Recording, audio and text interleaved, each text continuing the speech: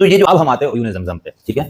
مولانا عنایت اللہ عصری صاحب نے جو کتاب لکھی اس کے اندر ان کا دعویٰ یہ، اور یہ بہت بڑا ایک وہ تھا مطلب امت کی تاریخ میں، میرے خیال سے سعید نے تو یہ بات کی تھی کہ نہیں وہ یوسف نجار سے حضرت بی بی مریم کا نکاح ہوا اور پھر اس سے شاید یہ، اور تورات کتاب کے شروع میں یہ ہے یعنی مقدس کتاب میں کہ وہ منگیتر تھے یوسف نجار، ٹھیک ہے، یہاں تک تو بات، لیکن باقاعدہ وہ عام طریقہ جو قانون فطرت ہے یعنی اولاد کا یا پیدائش کا کہ نر اور مادے کا ملاپ اور اس کے نتیجے میں، تو اس معاملے میں قرآن کی آیتوں سے تو بظاہر یہی لگتا ہے کہ نہیں ایسا نہیں تھا، کہ وہ صرف بی بی مریم ہی ہے اس کے اندر، اور معجزانہ طور پر یا خرق عادت طریقے سے خدا نے اپنی قدرت سے ان کو بغیر مرد کے ملاپ کے ان کو تو ولادت کرائی، ٹھیک ہے، یہ پوری امت کے اندر یہ، تو عیون زمزم میں یہ ہے کہ نہیں، حضرت مسیح علیہ السلام کے والد تھے، بی بی مریم نے باقاعدہ نکاح کر کے اس کا شادی اور یہ پورا ایک طریقہ، ٹھیک اسی طرح اس کو پیش کیا گیا، صحیح، تو آپ کو کوئی لگتا ہے کہ وہ مضبوط وہ ہے